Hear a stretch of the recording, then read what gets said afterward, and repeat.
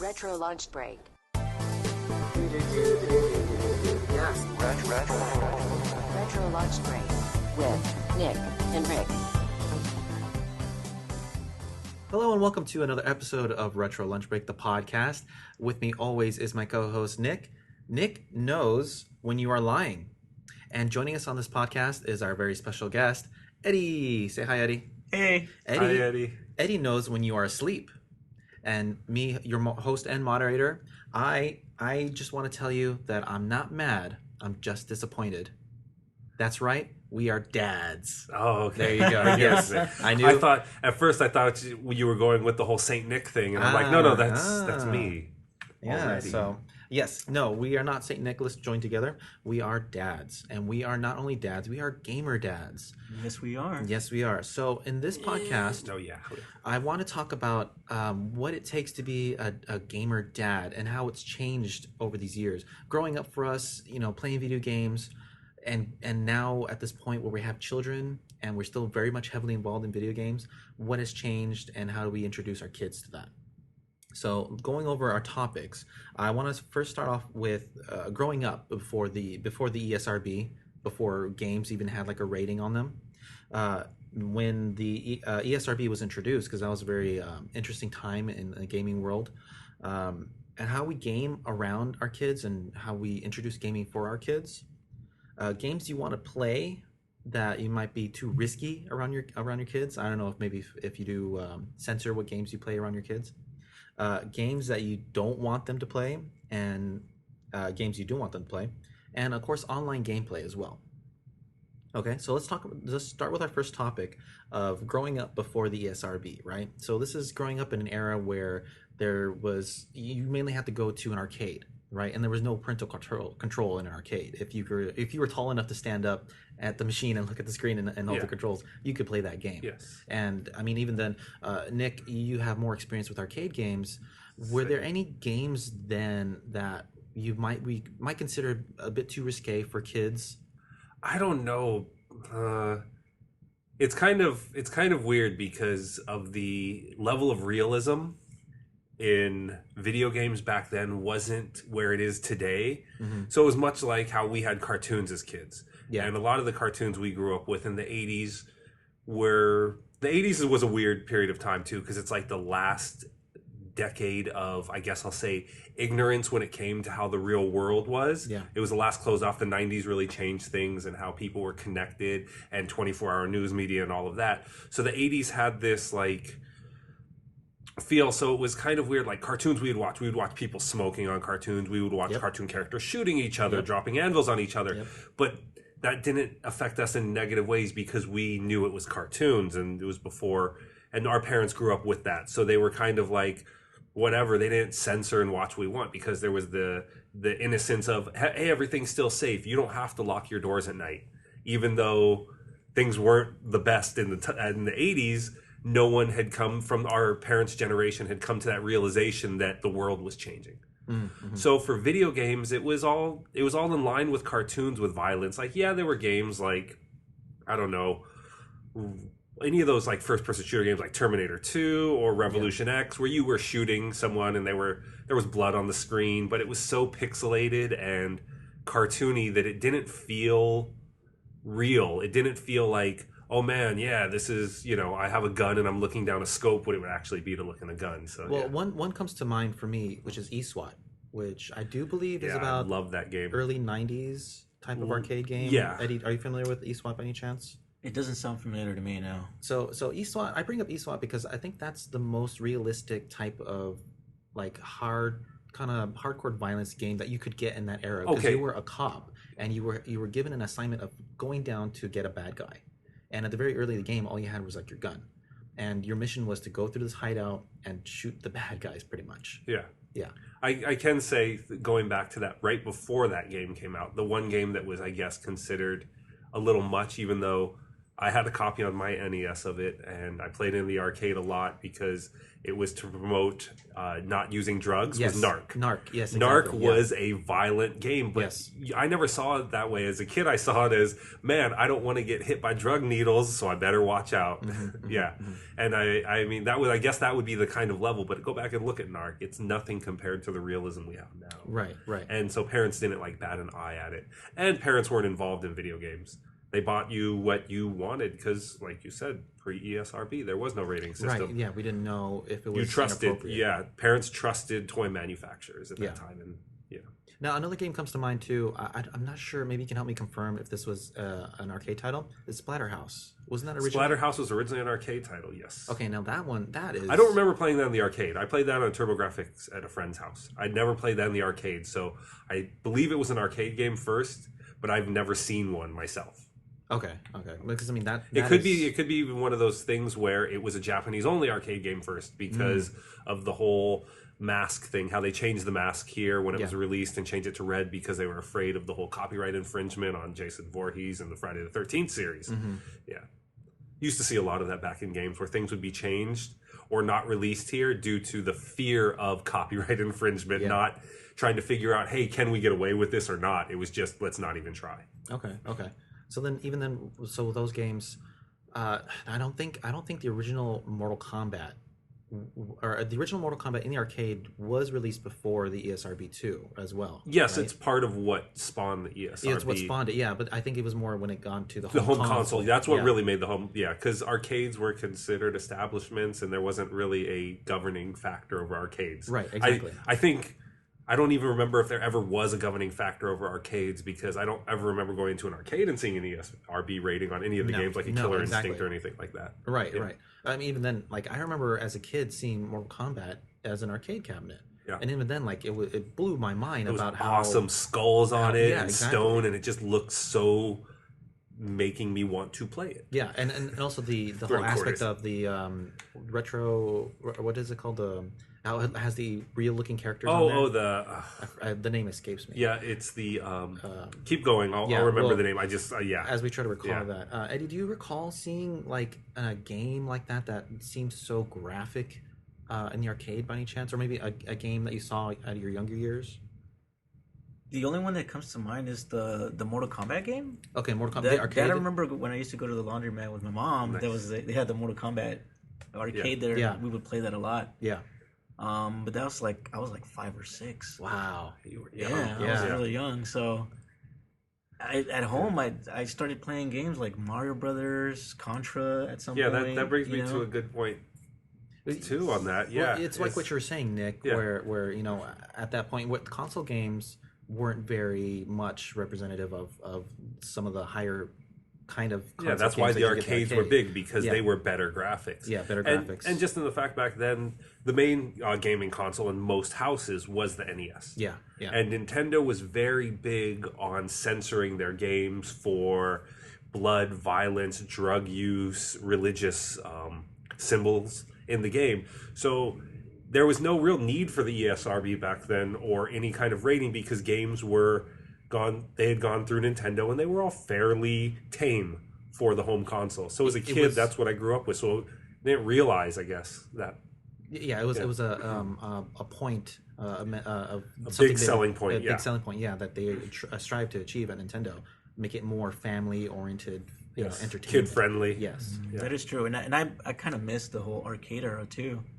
Yeah, because I felt like the only time I actually played the arcade was just when I went to the laundromat. Oh yeah, I used to go to arcades. I loved arcades. Yeah, most of my gaming was at home. It was the best. Same here. Yeah, I only had. Just imagine an arcade now, if it was still around. Like the point of the arcade, for those of you who haven't experienced it, was your parents would pull the car up, you would get out, they would give you X amount of money, and come back and pick you up X amount of hours later, and that was it.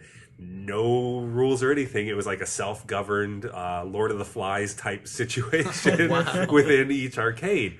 I mean, yeah, sometimes parents were there with their kids. Like my local arcade was next to a movie theater, so you would get a lot more parents coming in there after a movie with their kids. Or a lot of times parents would walk in there, give their kids $5, walk out, go do whatever else they wanted to do, shopping, and come back. It was like a babysitter almost. So arcades were very, teenage and younger, down to about, I'll say like 7, 6 or 7 year olds through teenagers, and that's just what it was. Wow. And there were, set rules in arcades, just things you would do. Like if you put a quarter up, that was your line. You remember which one's your quarter. People didn't take other people's money. It was really weird, just the level of trust within children at the time. And just because we all had this passion of video games, and it was really cool. Were you at least hanging out with your friends? Oh, sometimes, yeah. Sometimes you would take your bike down there with your friends, and there would always be a pile of bicycles out front unlocked because no one ever locked their damn bikes. So we were all too dumb to think about that, and it sucked when a bike was missing, but it was rare.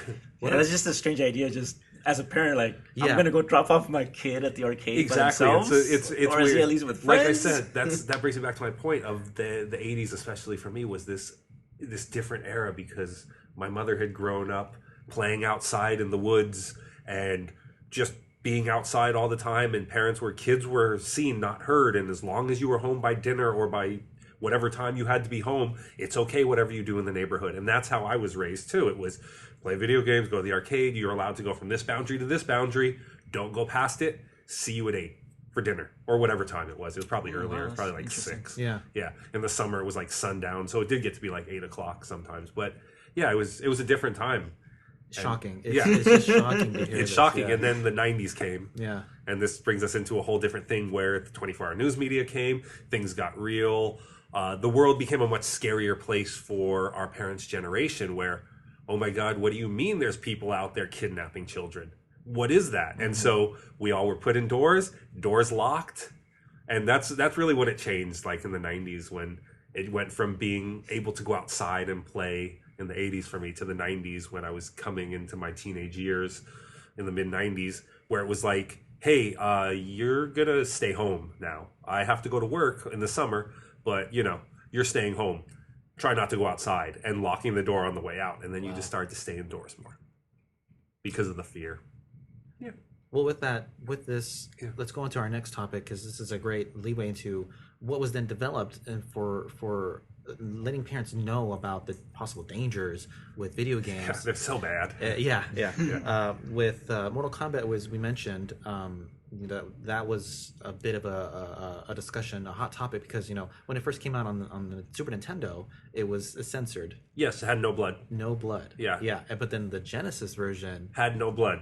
At first. Well, without the code. Yes. Without the code. And there was a simple code to put in to do that. So that they had that to make it the more extreme adult console. Yeah. Oh, wow. Okay. I didn't know that. You didn't know that? No, I didn't know that. Yeah. And there was a couple games that really sparked the whole congressional debate about video games. Yes. And one was Mortal Kombat because of the violence and blood, because they were using, it's not stop capture animation. It is full motion video, I guess. FMV is what it's close to, how they use, because they use real actors, stuntmen, and they film them doing these moves, and then they added in the digital blood. Yeah. But since it was the first most realistic game looking, it was a big problem. And then Night Trap. Yes, thank which you. We'll talk about Night Trap, I'm sure. And no, let's talk about it now. It's beyond me how that game. I've played Night Trap. I had a Sega CD. I got one. I had played Night Trap. Did you play that? Yes. Oh my gosh, really? Yeah. That game was that.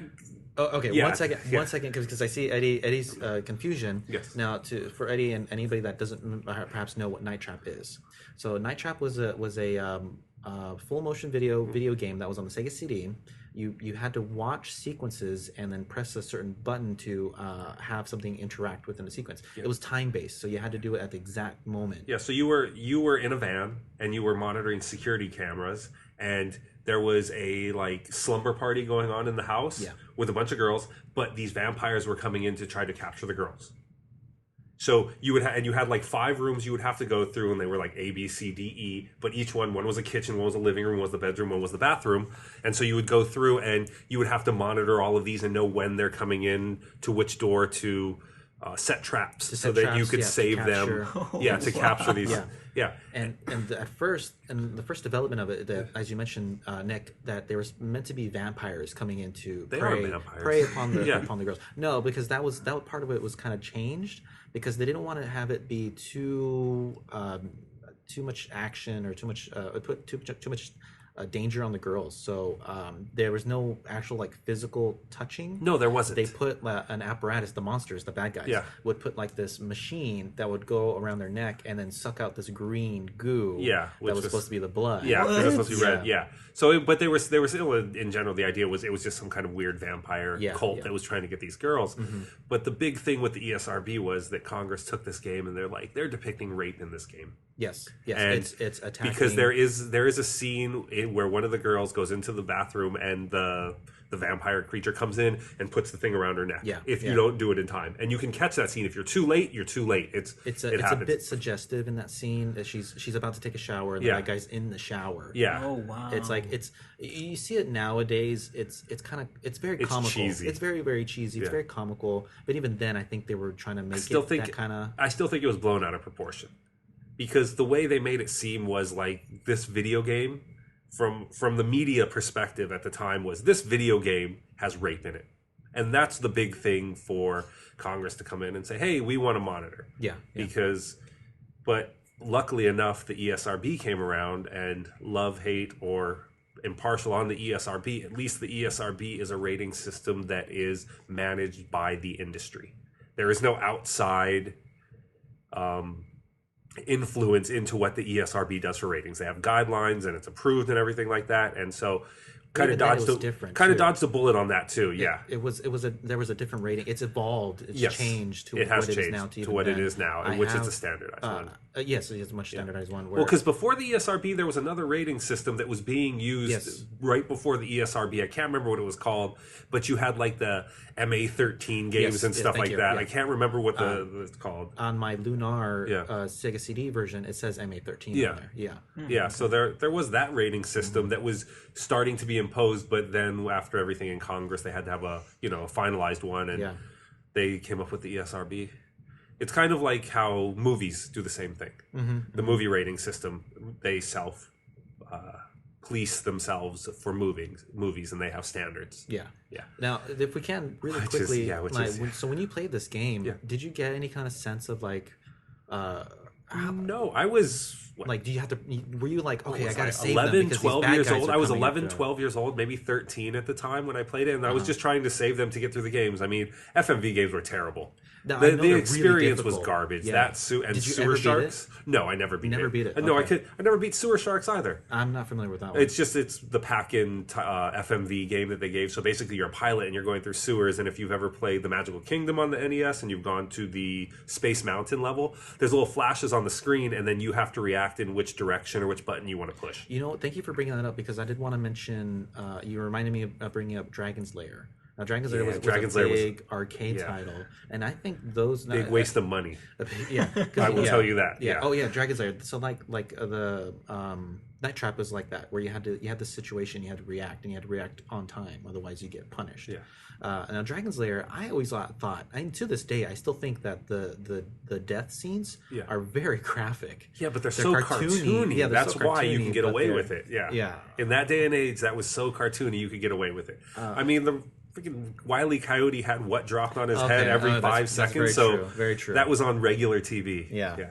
I do feel that video games were more harshly hit in the 90s than movies were. Because if you look at the movie rating system back then, things that we wouldn't consider PG nowadays were considered PG, like alcohol, drug, violence, sex, even brief nudity was all considered PG. Just parental guidance. Like, do your parents want to do? It was different. It was much more lax because movies were an established media for 100 years, as where video games were this new and upcoming thing, and everyone was afraid of them because they didn't understand them from the generation before. Well, it was still a learning process, because even then, there's an episode of Tiny Toons where the kids, the three boys, Buster, not Daffy, Plucky, and Hampton. Yeah, they drink a beer. I don't remember that one. Yeah. Oh, wow. Yeah. They drink a beer, and I think at the end of the episode, I think they wind up dying or something like that. What? Oh, to try to scare kids into it. Yeah. Cartoon dying, right? Yeah.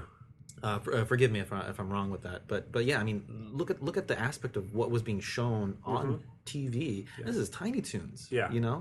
Then they're incorporating alcohol. it's amazing that something like that was around then. But even then, I still like you mentioning older cartoons. If you go back and watch Tom and Jerry, some of the stuff in there is like it's mind blowing. But then growing up, decapitation, stuff like that. You don't. You just find it funny. You didn't know. You didn't know otherwise. Which is why I bring up this topic, because as we grew up through it, and now we're in the situation. We have kids now. Mm-hmm. We all have kids. And we've grown up through all these things, and we're well aware of these things. How do you approach gaming around your kids? And how do you approach gaming for your kids? And now let's start off with the first one about what do you play around your kids? Eddie, I want to start off with you first. What do you consider okay to play around your kids? I would say this is a little bit tough because the games that I'm mostly interested, they are first-person shooters or zombies, killings, and all that stuff. So I do play that stuff around my kid. She is 9 years old now, and she's not that interested. Does she play video games? She does. She plays Roblox. Oh, she plays Minecraft. Okay. So she's playing. She's playing. Well, I'll get to Roblox too on my points later. Yeah. She's playing other things that are not the same interests as that I have. Yeah. So I don't mind playing my games around her because I know she's not really looking. She's busy. Not paying attention. She's busy in her own little gaming world. She will ask me to play games with her, so I will join her sometimes in Minecraft, in Roblox, and stuff like that. If I can ask a question, what age did you start playing these games around her? Like, is that recently? You mentioned always. Really? Yeah. It's actually an interesting story because, I was young. I was like 24 years old when I had her. And I used to watch like horror films around her all the time. And she looked interested at some point.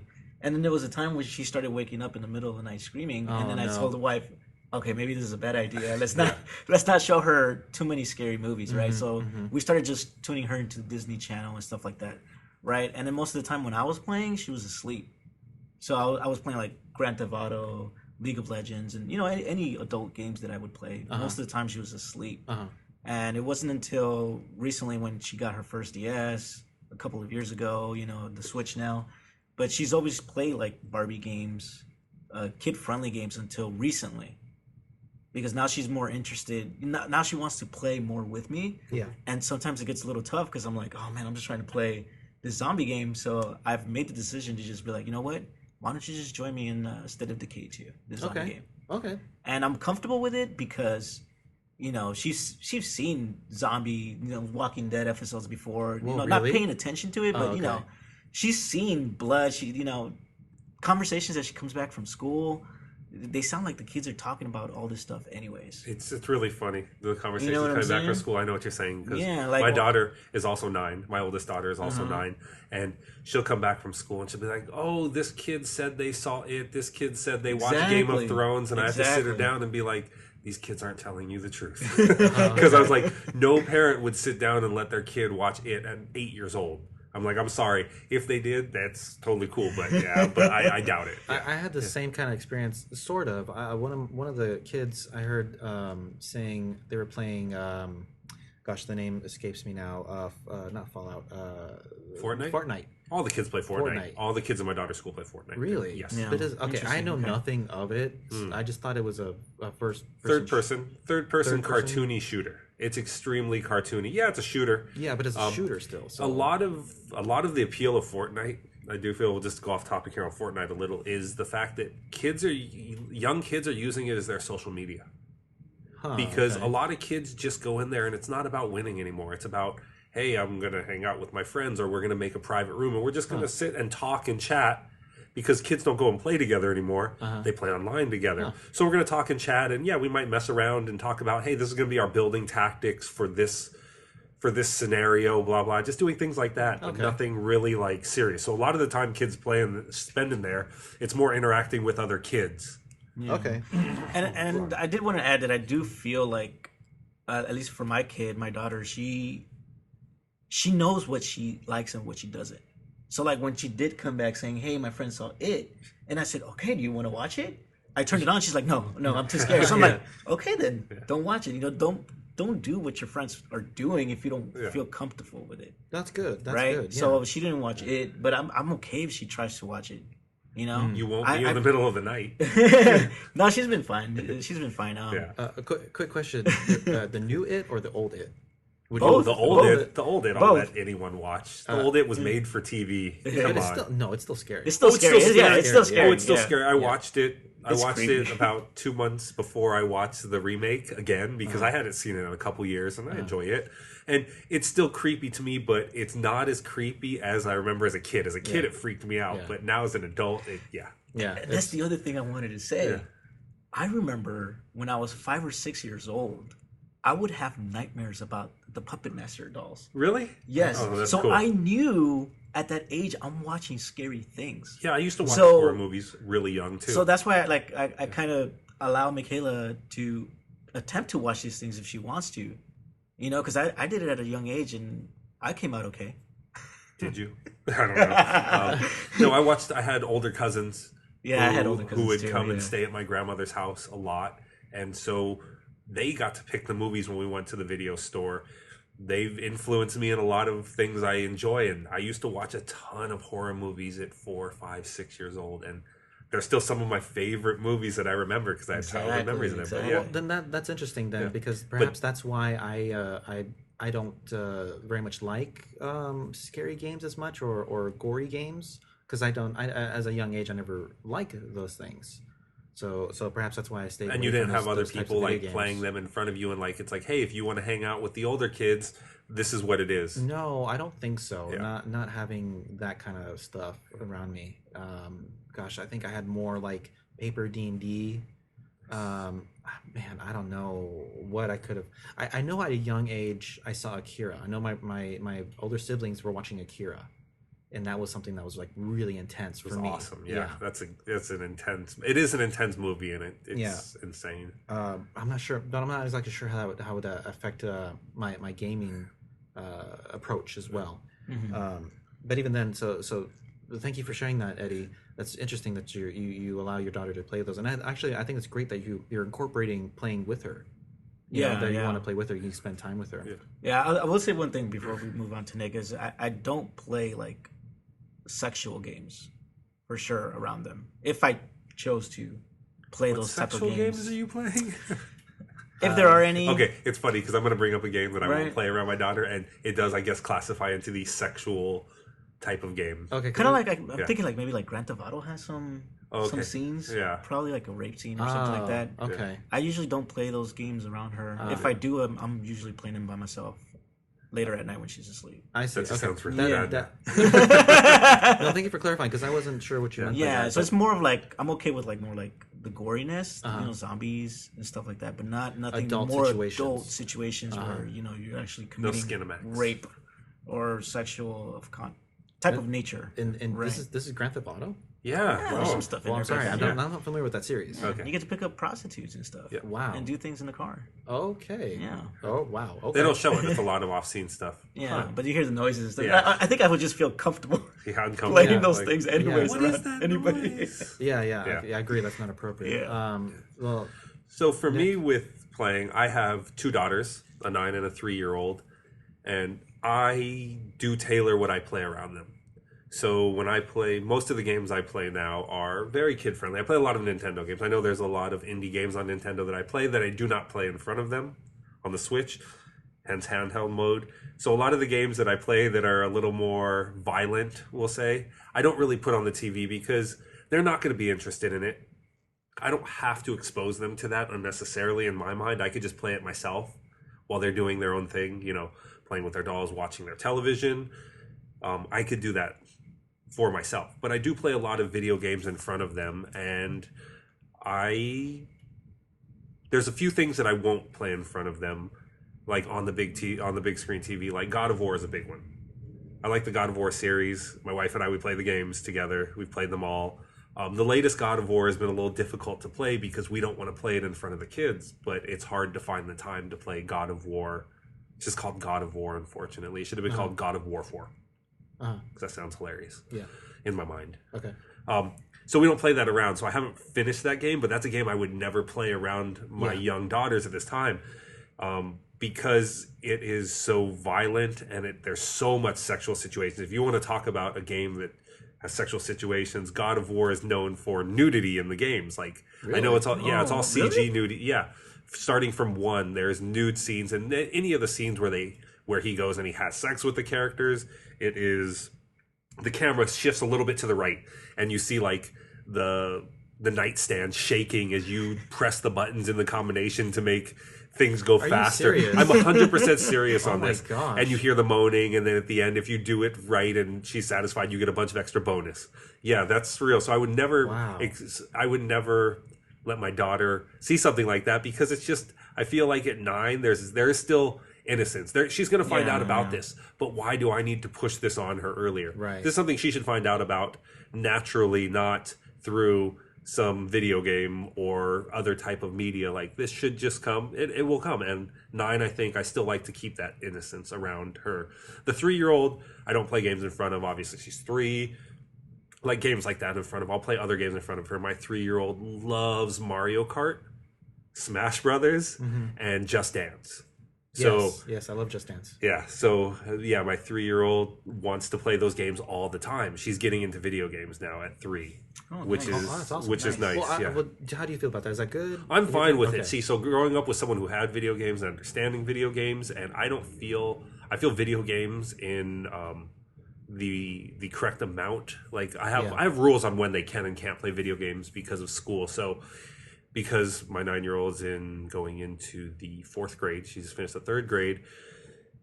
During school years, there's certain hours she can play video games, certain days she can play video games, but my 3-year-old will have to go by those same rules, because it's not fair to say, hey, your little sister can play games, but you can't because of school. So they both adhere to that during that. Summer is different. We changed the rules a little, but I do keep hours, and I think video games are good. It's good for hand-eye coordination. It's not a bad thing. It's like, what's better, like them interacting with something or them sitting there watching YouTube Kids? Is there really that much of a difference? I don't know. I like the interaction of the games and the feel of accomplishment at the end, because when you learn a game and you get further in a game and you accomplish something in a game, it's satisfying. It is. Yeah. And so it teaches. It not teaches, but it has that, at least for me. So I've always been very big on video games. With my oldest daughter, we started really early with video games. Well, not really early. She was into like tablet games when she was like 3 also. But when she was 5 is when she started showing a real interest in video games. So what I did was went and got the NES, got all my old games that I thought she would enjoy, a lot of 2-player games where I can kind of carry her through early levels and then she can learn the games. And we started spending a lot of our free time together playing those games. Nice. So she started with the NES and the Atari 2600. Because at that time the Wii U was out and we would play games as a family that she liked, like Kirby or Yoshi or Mario Party. And outside of Mario Party, she, at that age, it was still hard with that many buttons and that many inputs to be able to get further in a game. So that's why I went back to the older games, because the games are harder, yes, but the input selection is less. So it lets you kind of understand, like, hey, my left hand moves, my right hand has jump or attack. And that's kind of gets you in that idea. Now, all she wants to play is Minecraft. Actually, she plays a lot of Nintendo games. She loves the Nintendo games, but she is huge into Minecraft, like all kids are. Yeah. No, I think that's great, because it sounds like you're all for having your kids get into gaming, and Eddie, it looks like you agree as well. Yeah. That you're all for your kids gaming. I would say that I am for it as well. But I am very, very. If you couldn't tell by now, I'm very cautious about what my kids see. Now, I have a couple of examples myself. Now, I specifically bought my PlayStation 4 so that I could play Fallout, but I have not played it because I do not play it around my kids. And it's very difficult for me to find time to play it when I'm not with them or I have a million other things to do. So unfortunately, it's sitting there collecting dust. And even then, when my youngest was younger, I did manage to play through Diablo 3 on the Xbox, and I played that for maybe an hour burst every day with no sound, constantly looking, making sure that she was good, like she was being taken care of, or even then, as just making sure like my full attention was never on the game. Yeah, you know, it never is when kids are around. Yeah, exactly. I'll tell you Yes, that. it's tough. Yeah. So even then, it was like that's why pausing and the fact that you can put consoles to sleep and keep Yes. that progress is the best thing as a Yes. parent, Yeah. because you say you sat there in an hour spurt, and I just don't believe that, because I know in that hour you got up 13 times to help your kid, because that's just the way that's life. That's the way life is. You know, it was probably like. I only probably played the game like for 30-minute bursts because she was taking a nap. Yeah. That's probably like the only time I got like gaming straight without yeah. having to stop every couple minutes to do something. Yeah. And even now, like I want to introduce my gaming to kids. I want it to be a part of their lives, because it was a big part of my life growing up. I didn't have a lot of friends. I didn't go out much. I didn't get to go to arcades. I didn't get to go out much, so I had video games to console me, or not so much console me, but to be my companion and my escape. Admittedly, I'll say it was my escape to the world around me. Mm-hmm. I agree with you on that. And Me too. I even now, I mean, it makes me really happy to see my kids go out and play and do things, but I also want them to kind of understand this side of me as well, and that's why I want them to play the video games. And for the most part, all the video games that I have that I still manage to hold on to, I want them to play, and I eventually will introduce them to playing. Now, I love everything on Nintendo, because Nintendo is so family friendly that I can have them, you know, play along with me or watch me play or try to show them how to play. And I've slowly tried to introduce other types of gaming to them, like I think like a big one for me right now is Splatoon. Yeah, because Splatoon is like kid friendly first person shooter or third person shooter. Yeah. You know, whereas later on in their gaming lives, is hopefully if they do continue to be interested in gaming, I want them to play other games that I really enjoyed playing, like for instance Doom. I played a lot of Doom when I was younger, probably at an age where I was too young to be playing it. Mind you, you're never too young to play.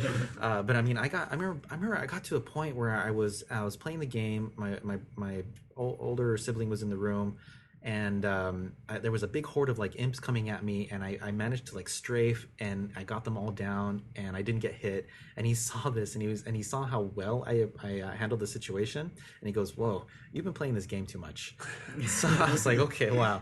But I mean, that game is a lot of fun, and it is such an iconic game from an era as well. Like, I want my kids to experience that game, because I thought it was really entertaining. But I don't want them to play that now, and I can't even begin to think of like an age where I will be comfortable with them playing those types of games. And it seems like first-person shooters are a big thing now because of like Overwatch. It seems like Overwatch is like a first-person shooter. Overwatch, yeah, and you know, and Call of Duties, and even then, like those types of games, I see them doing. They do those live broadcasts on Disney. Yeah, that's you know? crazy to me, Stu. Like Right? Disney XD. I know Yeah, Disney exactly. XD is built for teenagers.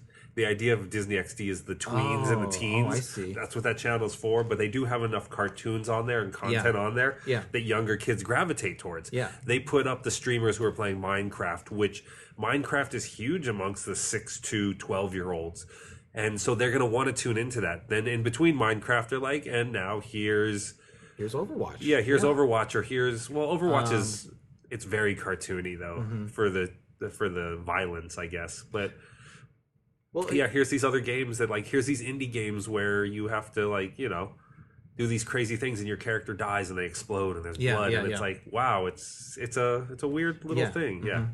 Yeah. So I mean, even then, it's like I know I'm trying to like slowly introduce them to them, and I think Splatoon is like, it's probably like the most. I'm thinking about it now. It's like the most kid friendly kind of approach to that kind of aspect of it. It is. It really is. And my kids wanna they want to play it, and they try to play it, and it is. It's a lot of fun.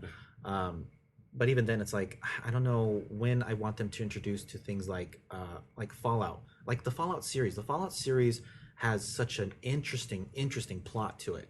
But I don't know when I would be comfortable with them playing that kind of game. Or another great example would be the BioShock series.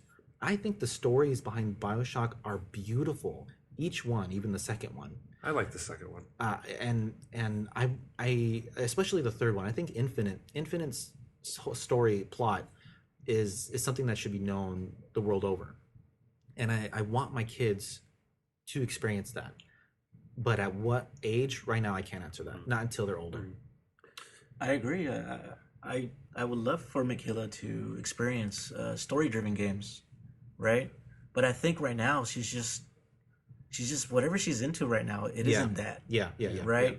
I think it's just whenever she starts being more interested in more like story-driven things, is when I can probably start introducing her to like, hey, you should probably try out Fallout. You should try out BioShock. I should probably try out BioShock. You should. Yeah. I didn't play that one. No, but like right now, she's playing, like I said, like Roblox or Minecraft. There's no story in these games. No. They're just going out there and just building things or just playing mini games or whatever is part of these games. Yeah, I don't like Roblox, by the way. Why? I don't like the online community of Roblox. It's very let's you want to say that? Okay. Then can I talk? Then let me go back to like there are no games that I think that I want my daughter to experience that they don't want to. It's really, for me, it's like, oh, you like video games? These are the games I like. If you want to try them out, yes, we can talk about an age when that comes about, but I know what I should be showing them when they ask me what I'm playing. Oh, thank you for bringing that up. Just to add to that,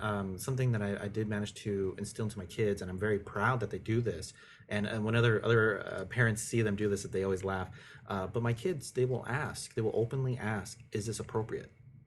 My daughter. Oh, your daughter does that? My 9-year-old does the same thing too. That's fantastic. She asks and she checks and she knows. Yeah. She knows about the rating systems and she knows about the movie rating systems and the television and the video game rating systems. So a lot of times she'll come up and she'll say, "I want to see this movie, but it's PG. Can we watch it?" Wow. And we'll watch it with her. Oh, nice. Yeah, or it's PG-13. I shouldn't be watching this till I'm older. She's very self-managing in that. So it's kind of easy. Yeah. So I'm very much, I kind of like to let them find games that they like. Like I didn't introduce my daughter to Minecraft. She found Minecraft. I went and I researched Minecraft to find out, hey, is this appropriate for her? Is this okay?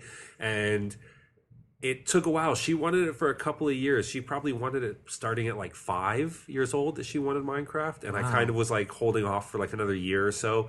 And I started with Minecraft Story with her just to see if you can get through the Minecraft Story game, which is just a linear story game, very easy to play, then yeah, sure, we could talk about full Minecraft. But there's nothing I think they have to play. Like I don't have any things like, oh, I think they should eventually play BioShock or Doom or anything like that. They'll find what they find and we can talk about it when they find it. Well, touching on that, let's move on to the next topic of games that you want them to play, but you might seem a bit risky. Like, for instance, I have introduced BioShock and Doom. There was this one title that I used to play on the PC that is... I have very fond memories of Leisure Suit Larry. No. It was a game called Shivers. It was a game called Shivers, and it was by Sierra. Is that the one with a lot of the Egyptian like there's like an Ankh in it and stuff like that? Is that game? It's like a point and click game. Yes, it's a point and click game, and in it there was it's kind of Egyptian. Well, okay, so inside the game universe, the world, there's a museum that's dedicated to all the wonders of the world. So there probably was Egyptian things in there, but the main purpose of it was that you had to capture these evil spirits that were strewn about the whole museum, and you had to use these little vases to capture them. And if you look at it now, which I don't recommend because it looks super silly, and the aspect of what was scary about it. But I used to play that when I was younger, and there was music that was really creepy in it. There's actual like really gross looking, kind of realistic looking dead bodies in it.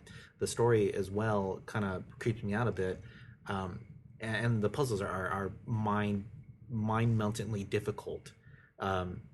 But I have very fond memories of it, and that's a game that I would like my kids to play, but not until they're older. Mm-hmm. Even then, like I don't know if I want them to because it's such a creepy game, And so that those are some of mine. Yeah. For instance, are there any kind of games that you guys have that you would want them to play, but it's kind of like on the probably they shouldn't be on playing these kind of game side?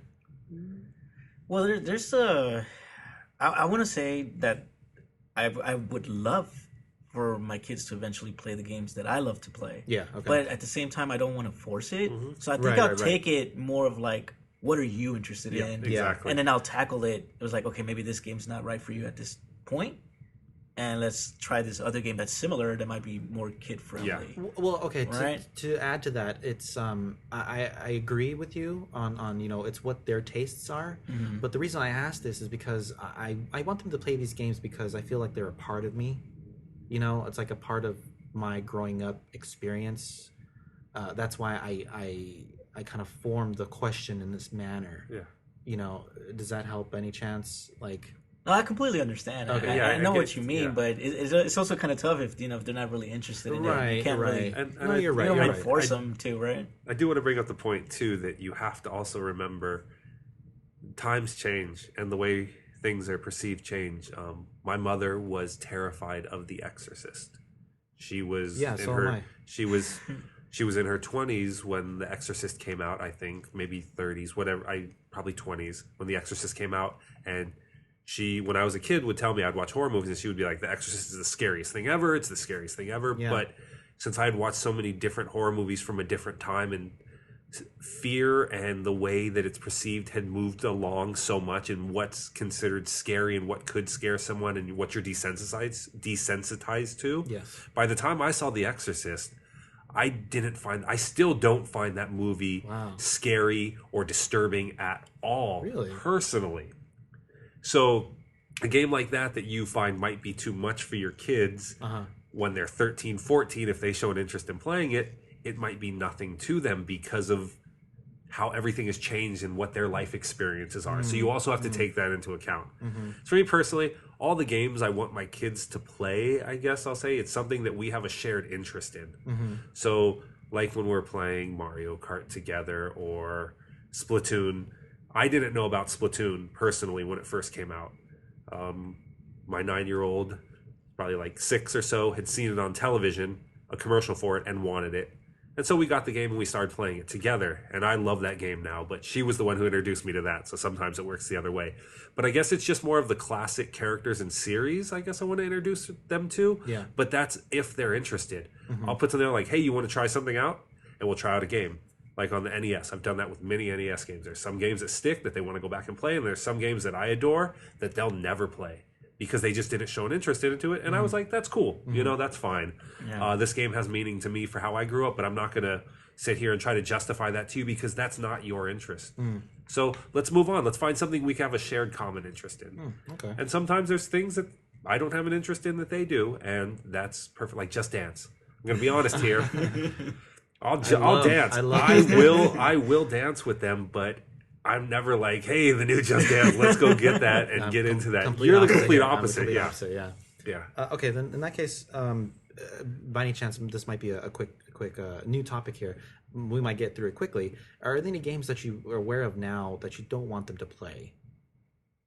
Yeah, there's lots. Okay, such as? There's lots. Like if they came up to me and they're like, I want to play Grand Theft Auto, I'd be like, no. Yeah. Okay, any of the GTA titles? Yeah, or just a lot. I'm very, I will say, as open as I am with them playing games and being okay with it and sitting and talking through them with it, I am very, very overly cautious when it comes to some online games. Okay. Oh, yeah. Then we'll get into this. We'll get into that. Yeah. I'm just saying. I just want to set that up. Like, there are some because the internet. Yeah. Okay. Eddie, by any chance, do you have any titles that you know that you just don't want your kids to play? I just agree with Nick. Just the same type of titles like GTA, anything like very adult themed. Yeah. And then I would say no. Dungeons and Dragons, because it is the devil. Okay. I have one in particular that I was aware of when I was younger. It's a game called Phantasmagoria, and it's by Sierra, and it's another point and click type of game. And that one, that one is super gory, and it's like the plot of it is this woman that's stuck in a magician's old house. And he had 12 wives, and you find out how these disturbing ways that he tortured and just it's just I don't want them to ever play it. And going along with that one is also one that's kind of popular now is the FNAF series, the Five Nights at Freddy's. Like I don't want my kids playing those either because like you find out the story behind it.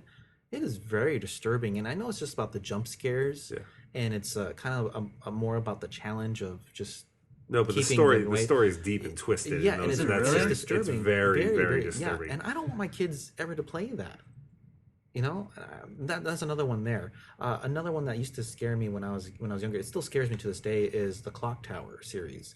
Yeah, you always talk about that being so scary. It is. It is really, really scary. It came out on the Super Nintendo, and it was a Japanese-only game. And in it, you have to escape this twisted house, and you're constantly being chased by this disfigured little boy called the Scissor Man. With the scissors. With the giant scissors. And it's okay. And I specifically want to point out the Super Nintendo one because the PlayStation ports, those are very, very silly. And the original PC one is not the best looking. And unfortunately, the voice acting here in the States, it kind of ruined it a bit.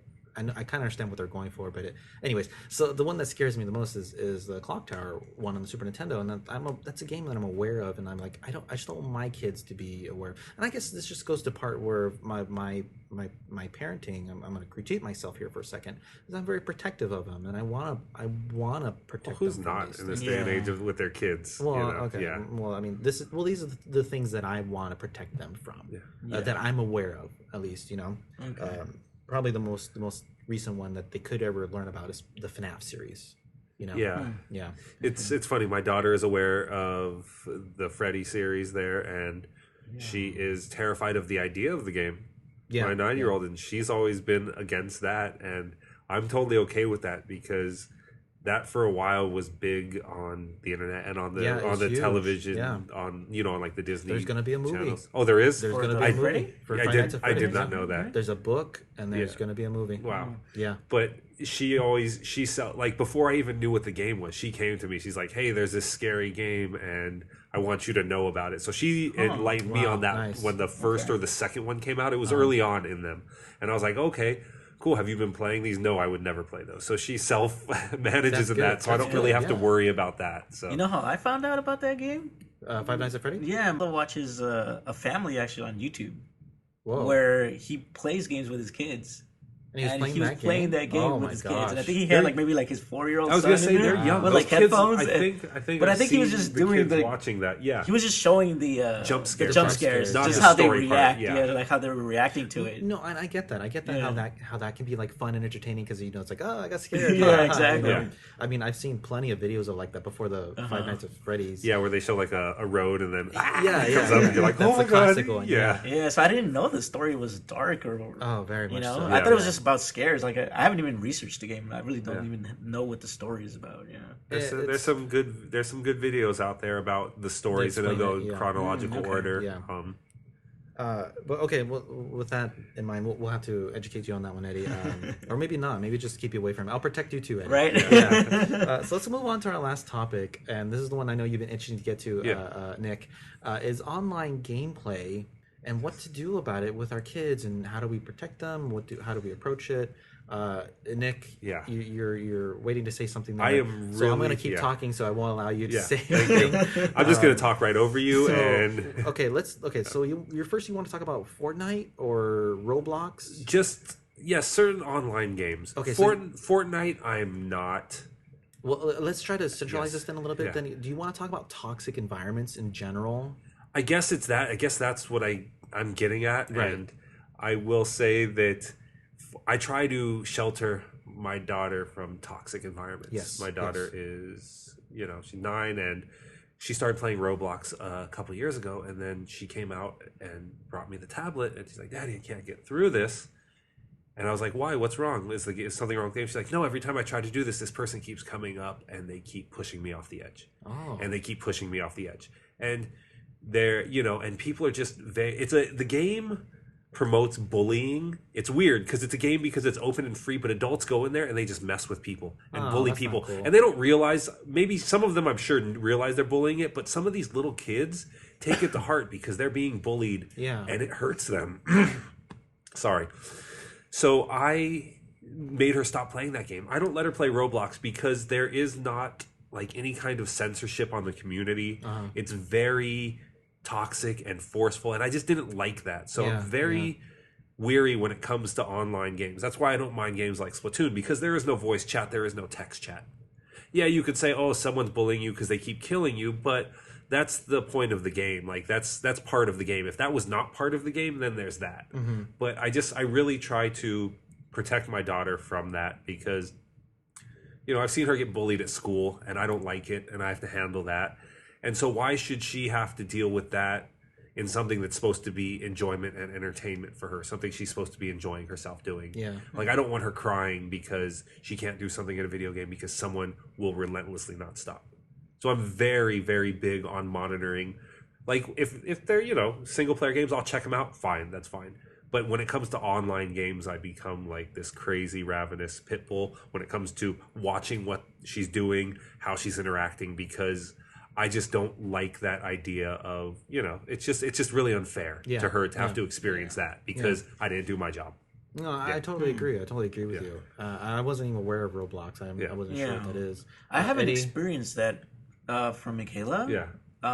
The games that she usually plays, they're more like princess, dress up, and she's just coming to me asking for more money. Like, Dad, I need more Roblox. I need to buy this dress. I need to.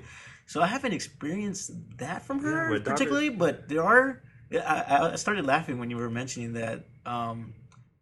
There are some games that I've played with her where, I always tell her, like, you never know if these are other kids you're playing with. Exactly. It could be other adults. Like, look at me. Like, I'm a character in the game. Like, you don't know if I'm an adult, right? But I would go in there and if she's playing a game with, like, it's a lot more people involved and I feel like maybe they are trying to get at her, I'll join in and just be like, let's get them back. Wow. You know what? Let's become the aggressors. Let's go push people back and start messing with them. Because at the end of the day, for all I know, there could be like old guys at the other end of those characters. You never know. I like that. It's very 90s movie type. Kid. Let's get back. Let's get them back. Kind of approach. That's not who my daughter is. My daughter is such a sensitive child, unfortunately, to where if I suggested something like that to her, I would lose points with her. She'd be like, why would you want to do that? Why would you want to make them feel that way? So I understand my child enough to understand that, hey, that's not the answer for her. Interesting. And for me personally, that's a me personal thing. That's an interesting view. Yeah. Exactly. Yeah. I've completely, my kids have no online access. I don't even play online games myself, actually. So I haven't had the experience to try to protect them or try to at least let them be aware of these things. I don't even know when I might cross that bridge. Your oldest is 6, 7. Around 6 or 7. Yeah. You have this is going to be the time when, I just want to say this was around the time when my oldest started getting into the idea of playing online games because going to school and the other people she's with. You will cross that bridge soon, and that's a decision you're going to have to make as how you're going to introduce her to this. But that is the age of gaming we're going towards, especially for the younger generation. For our kids, is a lot of it's online. Yeah. That's really been so. It's up to you when, but you're going to have to. Right now, they're young enough, and maybe she's just starting school, or maybe she's been in school for a little while, but where she hasn't gotten to that point where she needs to go play with her friends online. Right. But she will get there, and you're going to have to deal with that. I know. And at least I'm aware of how toxic an environment can be and these kind of threats that can be out there. So, I mean, I've kind of prepared myself for that. I just need to... I haven't had the chance to do this kind of education for her. Yeah. And frankly, I dread the day that I do, that I have to tell her, it's bad enough that I have to tell her, make sure, talk to people, make sure you don't take anything from people.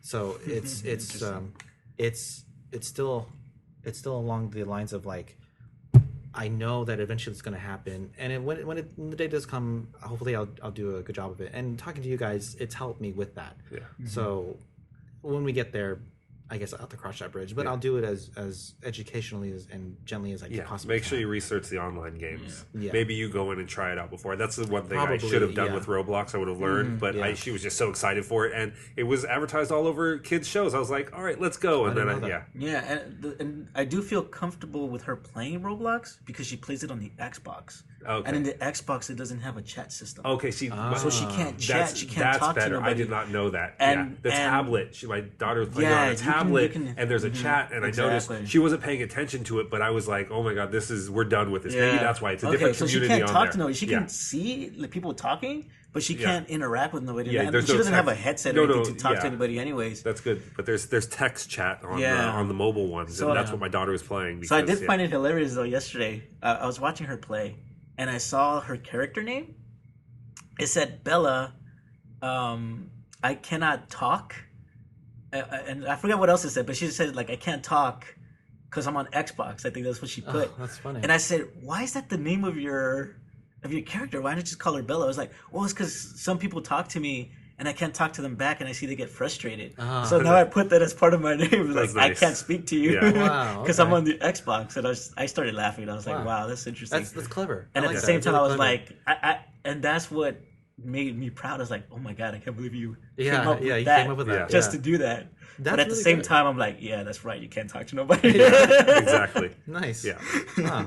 Awesome. I think this was a great discussion. We're going to wrap it up now. Thank you very much, Nick. Thank you very much, Eddie. We're going to close this out with my most favorite line from the movie Batman Forever, said by Jim Carrey as the Riddler. Do you like my jacket? It keeps me safe when I'm jogging at night. Thank you very much, everybody. Bye.